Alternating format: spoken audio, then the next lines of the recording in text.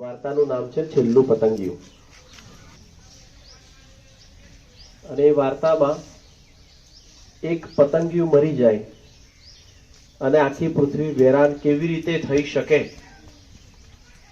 એની વાત કરી છે. આપણામાંથી કેટલાક લોકોને એ વાર્તા લાગી શકે, પરંતુ આપણા બધાની જિંદગી એટલી બધી રીતે જોડાયેલી છે આ જગતમાં કે એ સમજવા માટે આપણે ઘણું બધું વાંચીશું, ભણીશું, પછી આપણને થોડી થોડી ખબર પડશે. જેમ કે અત્યારે આપણને એવું ખબર પડે છે કે આ સાપ આપણને કરડી જાય, માણસો મરી જાય, તો સાપ ના હોય તો કેટલું સારું. એવું હું તમારા જેવડો હતો ત્યારે થતું હતું. પછી ખબર પડી કે જો આ જગતમાં સાપ ન હોય તો આપણે ભૂખે મરી જઈએ, આપણને ખાવાનું ન મળે. એ બી હવે ખબર પડે છે. તમારામાંથી એવું કોઈને ખબર પડે છે કે સાપ ના હોય તો આપણને ખાવાનું ન મળે? એવી કોને પડે છે? હા, કે કેવી રીતે?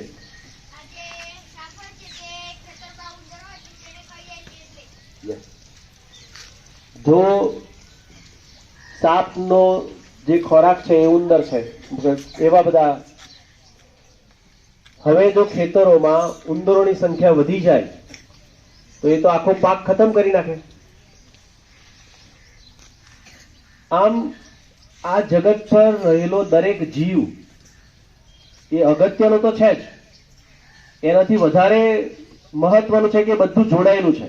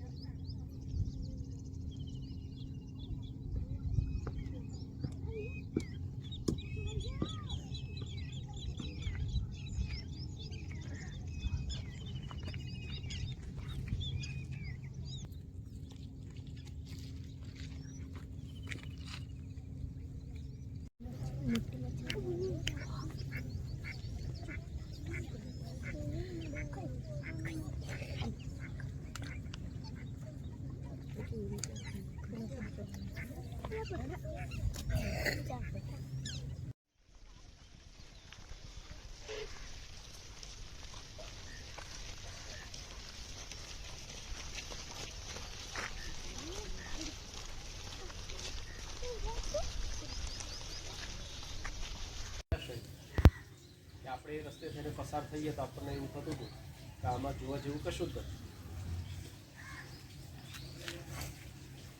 થોડુંક જ પાણી છે, કોઈ પક્ષી, કોઈ જીવ, કોઈ જંતુ, કોઈ ફૂલ, કોઈ કાંટો જે જગ્યાએ આપણને રોજ નહોતો દેખાતો, આજે તમને કેટલાક સુંદર કાંટા પણ જોવા મળ્યા છે. એ જળ કુકડી જે રીતે પાણીમાં ડૂબકી લગાવતી હોય, આજે પહેલી વાર ખબર પડી હશે કે એની ડોક કેટલી ટૂંકી કરે છે, કેવી રીતે કરે છે. ટીટોળીનો કેટલો મધુર અવાજ. આપણે 300 છોકરા છોકરીઓ ચાલતા ચાલતા જતા હતા, એમ છતાંય અમે ચાલતા તો ત્યાં અમે જુદા જુદા 10 પક્ષીના અવાજ તો અમે સાંભળી શકતા ચાલતી વખતે. એટલે જો આપણે શાંત થઈ શકીએ તો જગત જોડે જોડાઈ શકીએ. પણ આપણી મુશ્કેલી એવી હોય છે કે આપણે સતત આપણે જ્યાં હોઈએ ત્યાંથી કંઈક છૂટી જવાનો પ્રયત્ન કરીએ છીએ.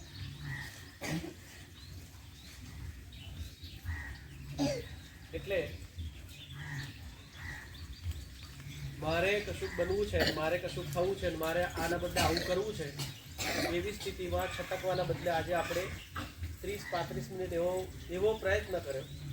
અને તમે વિચાર કરો કે જો આ પ્રયત્નો તમે એકલા વધારે વાર કરો તો તમને કેટલી બધી મજા પડે.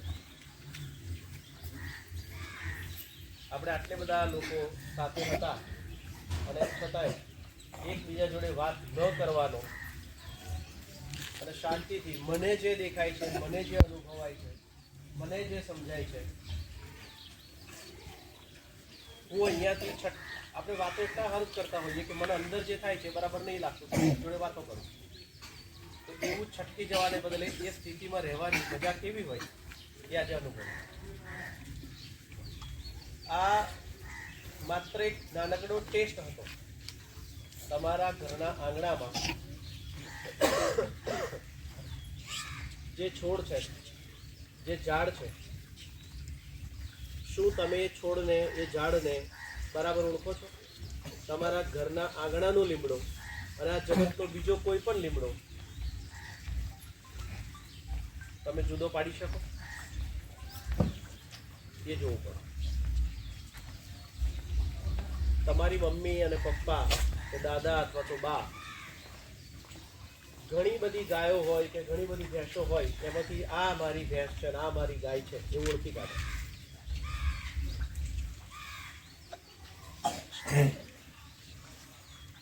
એવું આપણે કેમ ઓળખતા બંધ થઈ ગયા? કારણ કે આપણે ક્યારેય ધારીને શાંતિથી આપણા ઘરના આંગણામાં રોપેલી તુલસી કે કોઈ છોડ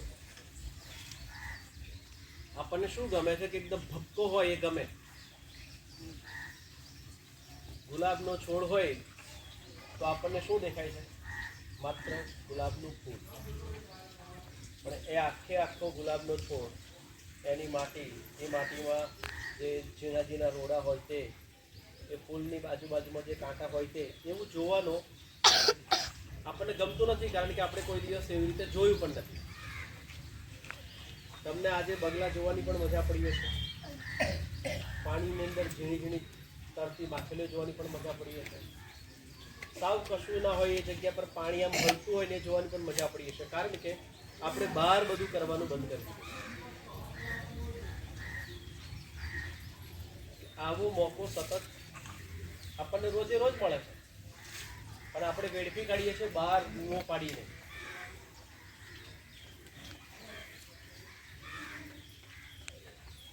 જો આપણે એવું કરી શકીએ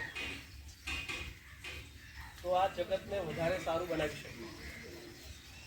શરૂઆતમાં મેં કહ્યું હતું કે એક વાર્તા છે છિલ્લું પતંગિયું. એમાં આમ તો ફ્યુચરિસ્ટિક વાર્તા બનાવી છે કે માની લો કે તમને એવું ટાઈમ મશીન મળી જાય અને ટાઈમ મશીનમાં બેસીને તમને ભૂતકાળમાં જવા મળે. તમારા મમ્મી પપ્પાના લગ્નમાં તો જોવા મળ્યું ને. માની લો કે એવું મશીન મળે કે એમાં બેસો ને તમે જોઈ શકો કે તમારા મમ્મી પપ્પા પરણી રહ્યા છે. એવી વાર્તા. તો એવો એક બહુ પૈસાવાળો માણસ છે, એવા મશીનમાં બેસીને ભૂતકાળમાં ડાયનોસોર વાળા યુગમાં જાય છે અને ભૂલમાં કંઈક નાનકડું પતંગિયું મારી નાખે. પછી જ્યારે એ લોકો વર્તમાનમાં પાછા આવે છે તો ખબર પડે છે કે જે આજનું જે જગત હતું, જે જગતમાંથી એ ત્યાં ગયો હતો, એ આખું જગત રેતી રણ થઈ ગયું. એટલે 1 કરોડો વર્ષ પહેલાનું એક પતંગિયું આ ઇકોસિસ્ટમને લાગુ પડે છે. એટલે શરૂઆતમાં પાંચમા વાળાને એવું લાગતું હતું કે એવું તો થતું હશે. એટલે પછી અમે એવો વિચાર કર્યો કે એવું કેવી રીતે થાય. દાખલા તરીકે અમે કદાચ ધનુષ એના મમ્મી પપ્પાના લગ્નમાં જાય. ધનુષ તો છે અત્યારે 5મા ધોરણમાં ભણે છે, અત્યારે 6માં આવી ગયો છે. પણ એણે એવું વાહન મળ્યું કે તમે પાછા ટાઈમ ટ્રાવેલ કરી શકો. એટલે એણે જોયું કે એના મમ્મી પપ્પા આમ ચોરીમાં બેસી ગયા છે હામ હામે. એ બધું દેખતો હતો. અચાનક ધનુષથી કોઈક વાયર એવો અડકાઈ ગયો કે જેના કારણે એ મંડપમાં એકદમ આગ લાગી ગઈ. એટલે બધી દોડાદોડ થઈ ગઈ અને પછી ધનુષના મમ્મી પપ્પાનું લગ્ન થયું નહીં. હવે વિચાર કરો એમાં મુશ્કેલી શું પડે.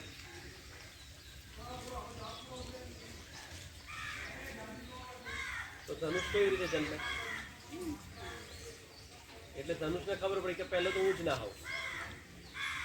પછી શાંતાબેને આવીને જેટલા લોકોને રોટલા ખવડાવ્યા હોય એનું શું? એ બધા રોટલા ગાયબ થઈ જાય ને. શાંતાબેન તો બીજે ક્યાંક પરણ્યા હોય. શાંતિલાલ શાંતાબેનના સાથે જીવન શરૂ થયું, એની સાથે જોડાયેલી બધી જ વસ્તુઓ ખતમ થઈ જાય. એમ કરતા કરતા આજે આખી જિંદગી એકદમ જુદી થઈ જાય. એટલે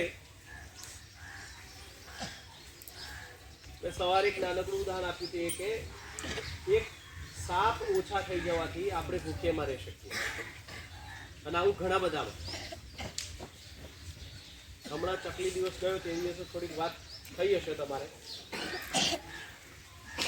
પણ ચકલીઓ છે એ ખરેખર તો થર્મોમીટર છે. જો આપણે કેવી રીતે જોડાયેલા છીએ એ સમજો. જે ઘરની અંદર જે જગ્યા પર ચકલી રહે એનો અર્થ શું સમજવાનો? તમે નવા નદીસરની અંદર બહુ ગરમી પડે કે બહુ હવા ખરાબ થઈ જાય તો બીજે ક્યાંય રહેવા જઈ શકવાના છે? ચકલી શું કરે? હવા ખરાબ થાય કે બરાબર રહેવા જેવું ના લાગે, ચકલી શું કરે? ઉડીને બીજે રહેવા જઈ શકે ને. એનો અર્થ એ થયો કે ચકલીઓ અને પક્ષીઓ જે જગ્યા પર રહે ત્યાં રહેવા લાયક વાતાવરણ છે. આ તો થર્મોમીટર થયું ને, પેરામીટર થયું કે ભાઈ આ ઓકે. એટલે આ બધું વસ્તુઓ આપણી આજુબાજુ જેટલું પણ છે એ બધા તરફ આપણે માત્ર આપણી આંખો, એટલે શારીરિક આંખો જ નહીં, આપણે આંખો ખોલી નાખવી. આંખો ખુલી ગઈ એવી આંખો ખોલી નાખવી પડે. અને આવી આંખો ખોલી શકતા નથી. તમને 2 વિકલ્પ આપે કે પિક્ચર જોવાનું છે અને નદીએ જવાનું છે. આજે તો તમારો જવાબ જે પણ હોય, પણ બરાબર શાંતિથી વિચારજો કે નિશ્વ અને સુહારીને વિકલ્પ આપવામાં આવે કે એક જણને નદીએ લઈ જવામાં આવશે અને એક જણને પિક્ચર જોવા. નિશ્વ શું ચોઈસ લઉં છું?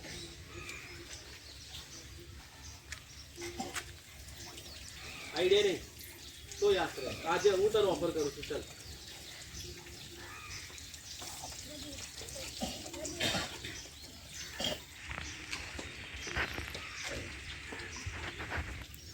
લોકોને ચીડિયા થતા જોયા છે તમે? તમારા મમ્મીને વધારે ક્યાં દૂર જવાનું? લોકોને ગુસ્સે થતા જોયા છે? તમારા પપ્પાને બીજે ક્યાં દૂર જવાનું? આમ તો મમ્મીએ ગુસ્સે થતી અને પપ્પા ચીડાતા હશે. એનું કારણ એ છે કે આપણે બધા જુદા જુદા રહેતા થઈ ગયા. હજુ કેટલાના ઘરની અંદર ભેંસ બાંધવામાં આવે? અંદર અંદર અંદર, બહાર નહીં. કોઈનું એવું ઘર પહેલા ક્યારેય હતું કે જેમાં અંદર ઘરમાં ભેંસ બાંધેલી હોય? હતી ને? એટલે પહેલા આપણે શું કર્યું? ગાયો ભેંસો એ બધું બહાર કાઢ્યું. ક્યાં કાઢ્યું? ઘરની બહાર, આંગણામાં અથવા તો વાડામાં. પછી એ પ્રાણીઓને વળી બીજું શું કર્યું ખબર છે?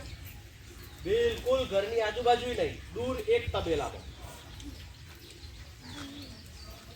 પછી શું થયું કે આપણી અંદર જુદા જુદા પ્રકારના રોગની સંખ્યા વધી ગઈ. હવે આપણને ખબર જ ના પડી કે જે પેલી આપણી બાજુમાં જ રહેતી ગાય કે ભેંસ અને એના આવું લીપણ હતું, એ બધું હતું ને, એટલે એના કારણે આપણે આ કુદરતની જોડે જોડે અંદર જોડાઈ જીવતા હતા. હવે છોકરું જન્મ્યું, એને કોઈ દિવસ કોઈ ધૂળ, માટી, છાણ, પોદો કશું અડક્યો જ નથી. અને પછી એને એકદમ બહાર જવાનું થયું, એ બીમાર થઈ ગયો.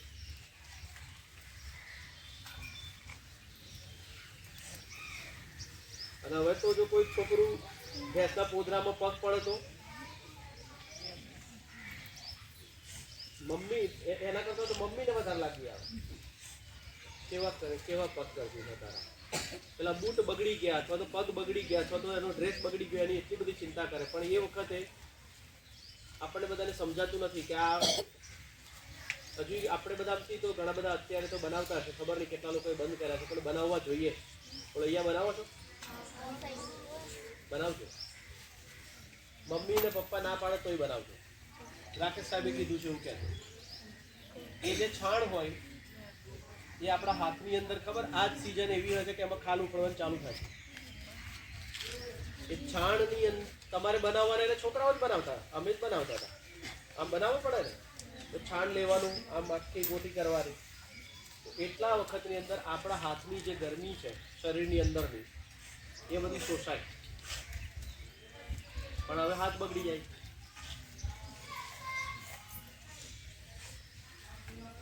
અમે તો પ્રાથમિક શાળા ભણવા જતા તો બહુ મજા આવતી કે પોદરો જોઈએ જઈએ તો પહેલેથી અમે ધારો કે ચાલતા ચાલતા જતા હોય તો તઈ પોદરો દેખાય ને, અને 3-4 જણા અમે હોઈએ તો આ મારો પોદરો એમ. શું કરવા? દોડીને 2 પગ અંદર પોદરા મેલ દેવાના. તો શું થાય? પછી દજા હોય ને, ચંપલ તો 8મા ધોરણ બદલી આલેલા. એટલી બધી ગરમી તડકામાં તપે ને, એટલે એક આખી લાઈન હતી. અમે સ્કૂલ જતા તો ત્યાં કેવું હતું કે એક લાઈનમાં છાંયડો હોય, દુકાનોની હારમણા હતી, 12 ઓયડીઓ. એટલે એટલું તો અમે આમ જતા રહીએ. પણ પછી બીજે તો રજા હોય ને, એટલે પછી શું કરવાનું? પોદરો જઈને દોટ મૂકવાની, અંદર 2 પગ મેલ દેવાના. એટલે પછી જે સ્કૂલમાં જઈએ ત્યાં સુધી રજા હોય નહીં.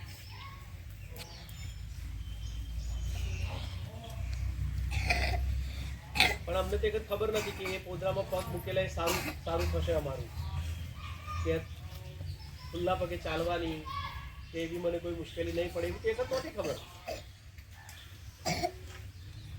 એટલે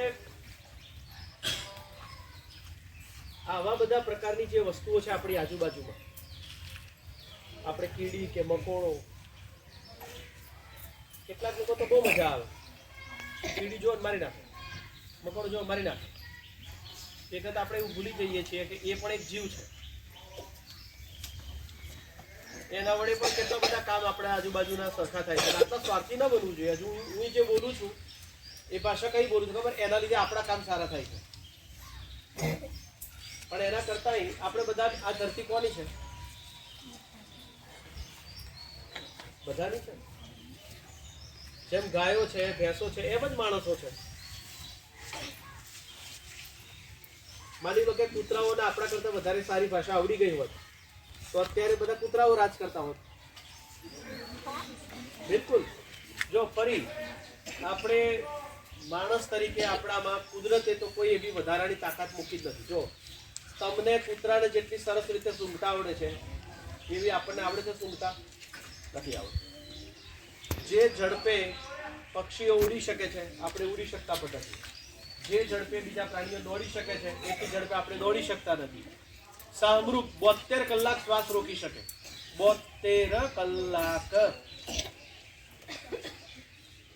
આપણાથી 72 સેકન્ડમાં લોચા પડે. નથી આપણે પાણીમાં તરી શકતા. બરાબર કહું છું. તરવા શીખવાનું હોય તો માંડ શીખીએ. તો ઘણા બધા પ્રાણીઓ કરતા આપણી શક્તિ સાવ ઓછી, કુદરતે તો સાવ જ ઓછી બનાવી. પણ આપણે જે ભાષા શીખી ગયા એટલે એના કારણે કલ્પનાઓ કરતા શીખી ગયા અને એટલે આપણે શક્તિશાળી બની ગયા. પણ જીવનનો બીજો એક સિદ્ધાંત છે આ કુદરત ચલાવવાનો, કે જે શક્તિશાળી હોય એ જવાબદારી લે.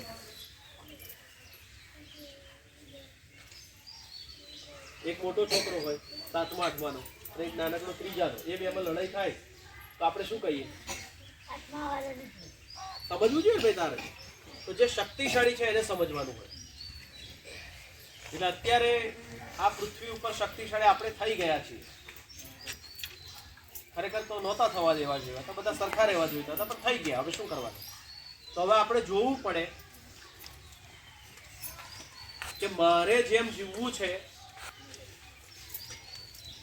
એમ જીવવાના કારણે હું બીજા કેટલા જીવોને નુકસાન પહોંચાડું છું અને એમાં હું કેટલું ઓછું કરી શકું છું, એવો આપણે ખ્યાલ રાખવો પડે. કારણ કે એવરી લાઈફ ઇઝ ઇમ્પોર્ટન્ટ. આ જગત પરનું દરેકે દરેક જીવ, જંતુ, પશુ, પક્ષી, સરીસૃપ બધું જ જરૂરી છે. તમે માત્ર એક નાનકડી યાદી કરશો ને, તમારા મમ્મી પપ્પા કોઈને પૂછજો, કાગડા પણ જરૂરી છે. સાવ કોઈને ગમે નહીં, ખબર કાગડો બોલે તો તરત ઉડાડો, પણ એ કાગડા ના હોત તો પણ ગંદકી ઘણી બધી થઈ હોત. એવું દરેકે દરેક ગીત. આ બધું ના હોત તો મનુષ્ય મરી ગયા હોત. એટલે જ્યારે પણ આ પૃથ્વી રચાઈ ત્યારે એણે બરાબર સિસ્ટમ બનાવેલી છે કે કોઈ પ્રાણી મરી જશે, એ કોવાશે, કેટલીક વસ્તુ જે કોવાશે નહીં આ બધું ખાઈ જશે અને એમ એ પાછી માટી થઈ જશે. આવી એક આખી જે ઇકોસિસ્ટમ બની છે એ બધામાં આપણે ઓછામાં ઓછી ખલેલ કરીએ તો આજે આપણે જે ફરીને આવ્યા પાછા એ કામ લાગશે. દરેક ધોરણમાં એક જ્ઞાનકુંજ ઉપર એક વિડીયો મેલ કરું છું, એ જોજો. પછી તમને મજા પડે એવું દોરજો, લખજો, તમારે જે કરવું હોય કરજો. કવિતા કરવી હોય તો કવિતા કરજો. વિડીયો હું હમણાં જ્ઞાનકુંજ પર મેલ કરીશ. એની અંદર પણ એવા જે જીવો કદાચ તમે નાના છો હજુ ના જોવા મળે, બહુ સારું ભણજો. સરસ ભણવાનું કે જેથી કરીને આપણે વધારે બહુ પૈસા કમાઈ શકીએ. વધારે પૈસા કમાઈને શું કરવાનું ખબર છે? આવા બધા જીવો જોવા જવા માટે જે ખર્ચ થાય ને એ કાઢવાનો. એના કરતા આવું પણ વિચારાય કે જે ડોક્ટર રાહુલ ભાગવત આવ્યા હતા ને એવું ભણવાનું.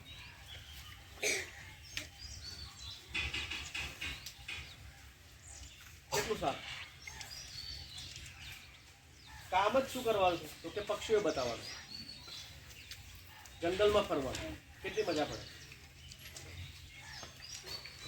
એક ગાડી અને ગાડીની અંદર બધો સામાન અને ફરી જવાનું આખા ભારતમાં. રહેવાનું. કેટલા પૈસા કમાઈ લેવાના એ વાત પણ જોવી જોઈએ. એમ પણ થઈ શકે તો સારું. અને આપણે એવું નથી કરવું તો પણ આપણે આ બધી વસ્તુઓમાં એવો રસ મેળવીએ. અને રસ ક્યારે પડશે? આવું જોવાનું શરૂ કરશે ત્યારે.